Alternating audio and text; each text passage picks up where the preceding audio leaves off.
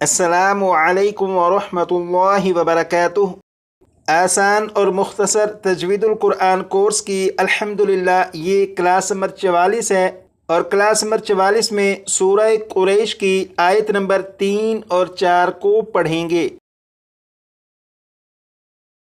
یہاں سے سبق شروع کریں گے اور یہاں تک سبق کو پڑھیں گے، تو شروع کرتے ہیں۔ اعوذ باللہ من الشیطان الرجیم۔ آپ بھی پڑھیے گا۔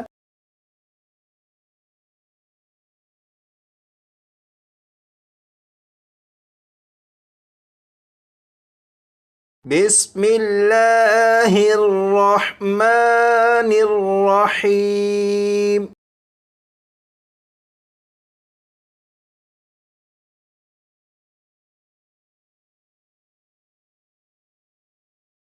یہاں سے پڑھنا شروع کریں گے، اور یہ جو لفظ ہے یہ ہے فَلْيَعْبُدُوا۔ جب اس لفظ کو پڑھیں گے تو یہ جو لام ہے اس لام پر قلقلہ نہیں کریں گے، یعنی اسے اس طرح سے نہیں پڑھیں گے فل فل فل، اس طرح نہیں، بلکہ فل فل یا بودو فل یا بودو فَلْيَعْبُدُوا فَلْيَعْبُدُوا فَلْيَعْبُدُوا۔ 4 مرتبہ پڑھے گا۔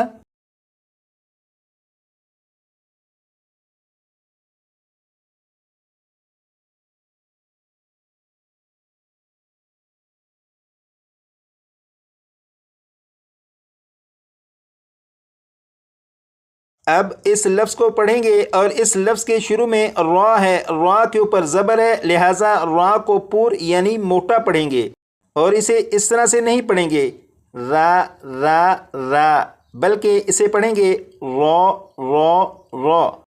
اب اس لفظ کو 3 مرتبہ میں اور 4 مرتبہ، جیسے رب رب رب، 4 مرتبہ۔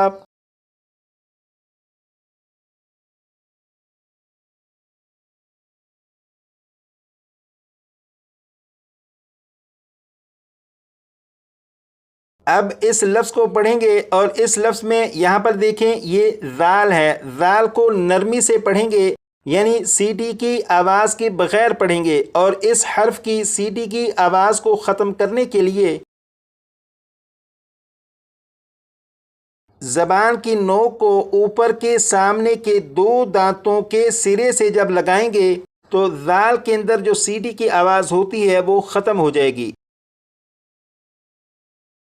اب اس لفظ کو اس طرح سے نہیں پڑھیں گے ہازل ہازل، اس طرح سے نہیں، بلکہ ہاذل ہاذل ہاذل، 4 مرتبہ۔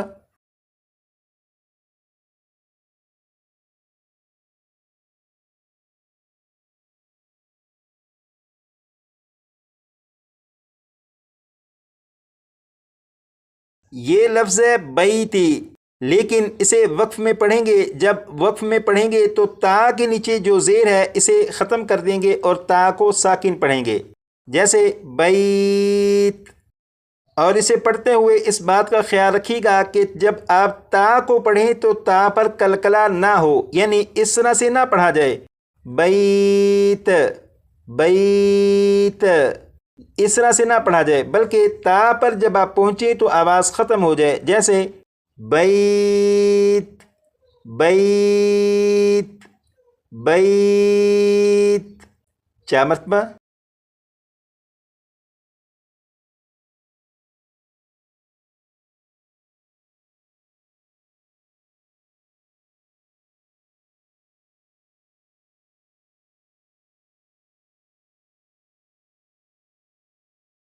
اب اس پوری آیت کو 2 مرتبہ میں پڑھوں گا، اس کے بعد 3 مرتبہ آپ پڑھیے گا، اور جب آپ پڑھیں تو اس طرح سے نہ پڑھیے گا فَلْيَعْبُدُوا رَبَّ هَذَا الْبَيْتِ، اس طرح سے نہیں، بلکہ فَلْيَعْبُدُوا رَبَّ هَذَا الْبَيْتِ فَلْيَعْبُدُوا رَبَّ هَذَا الْبَيْتِ، 3 مرتبہ۔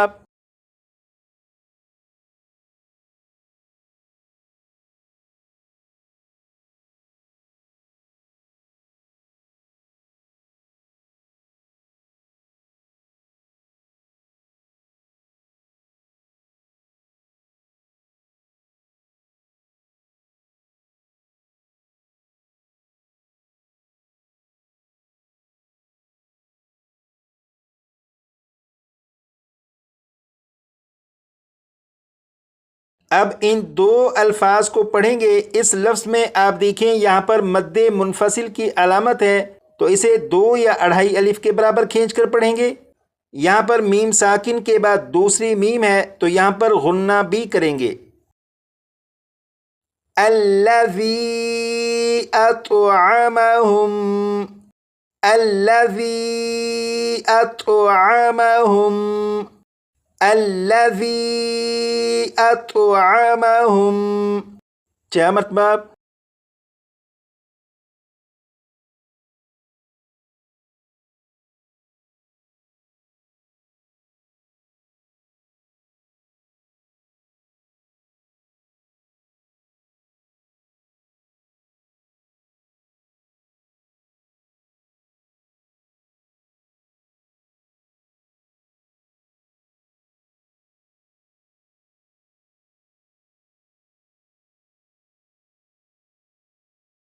اب ان دو الفاظ کو پڑھیں گے. یہاں پر دیکھیں نون ساکن کے بعد جیم حروف اخفا میں سے ہے، لہٰذا نون ساکن میں اخفا ہوگا، یعنی نون ساکن میں غنہ کر کے پڑھیں گے. لیکن یہاں پر غنہ اس طرح سے نہیں کریں گے کہ زبان تالو سے لگا کر غنہ کریں، ایسا نہیں کریں گے، بلکہ زبان تالو سے ہٹا کر جب آپ غنہ کریں گے تو اخفا کے مطابق غنہ درست ہوگا. جیسے من جوع، من جوع، من جوع. کیا مطلب؟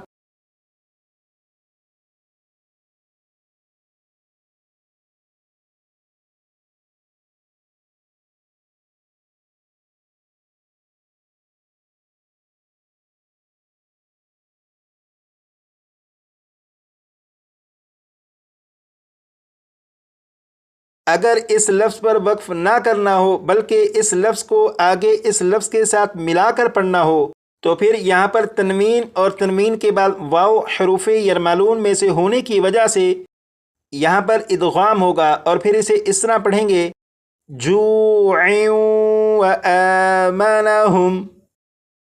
اب ان تینوں الفاظ کو 3 مرتبہ میں پڑھوں گا، اس کے بعد 4 مرتبہ آپ پڑھیے گا. لیکن یہاں پر آپ دیکھیں یہاں پر میم ساکن کے بعد دوسری میم ہے تو یہاں پر غنہ کر کے پڑھیں گے. یہاں پر نون ساکن کے بعد خا حروف حلقی میں سے ہے تو یہاں پر نون ساکن کو ظاہر کر کے پڑھیں گے. وَآمَنَهُم مِّنْ خَوْفٍ، وَآمَنَهُم مِّنْ خَوْفٍ. کیا مطلب؟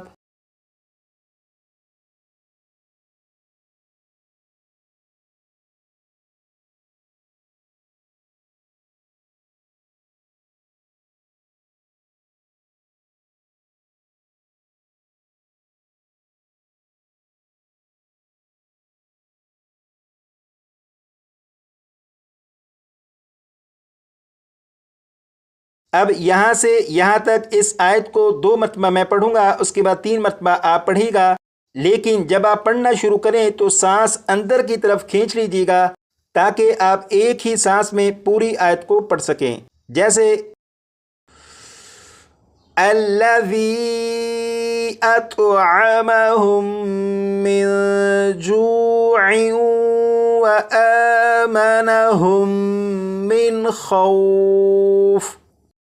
الذي أطعمهم من جوع وآمنهم من خوف. 3 مرتبہ.